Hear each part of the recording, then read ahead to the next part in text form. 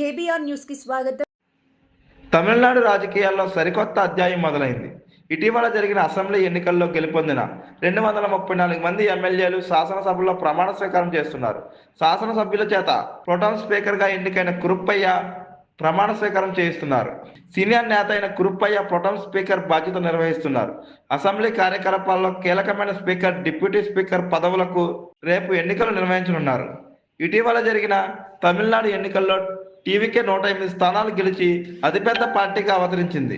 Congress, BCK, CPI, CPM మద్దతుతో ప్రభుత్వాన్ని ఏర్పాటు చేసి దశాబ్దాల అన్నా డిఎన్కే ఆధిపత్యానికి తెరదించింది.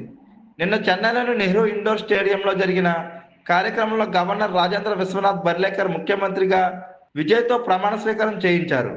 ఆయనతో పాటు మరో 9 మంది మంత్రులుగా ప్రమాణం చేయగా ఇవాళ எம்எல்ஏలు பிரமாணம் చేశారు.